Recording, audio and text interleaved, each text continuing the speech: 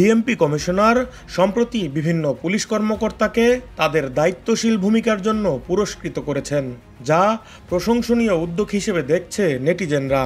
তবে এই বিষয়টিকে উল্লেখ করে এবার সামাজিক যোগাযোগ মাধ্যমে একটি পোস্ট করেছেন নাগরিক পার্টির কেন্দ্রীয় আহ্বায়ক কমিটির উত্তরাঞ্চলীয় মুখ্য সমন্বয়ক সার্জিস আলম।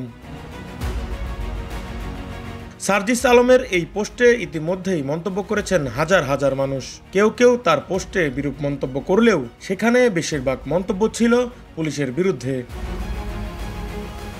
তিনি তার ফেসবুক পোস্টে উল্লেখ করেন, ঢাকা মহানগর পুলিশের কিছু সদস্য ঘুষ, চাঁদাবাজি এবং মিথ্যা মামলার মাধ্যমে জনসাধারণের মধ্যে আতঙ্ক সৃষ্টি করছে, যেসব ডিএমপি কমিশনার নজরে আনছেন না। তিনি প্রশ্ন তোলেন, কেন পুলিশ কর্মকর্তাদের বিরুদ্ধে এই সমস্ত অভিযোগের প্রমাণ সত্ত্বেও ব্যবস্থা নেওয়া হচ্ছে না। সার্জিস আলম বলেছেন, নিরপরাধ মানুষকে গ্রেফতার করা হচ্ছে, তাদের বিরুদ্ধে ভিত্তিহীন মামলা দেওয়া হচ্ছে।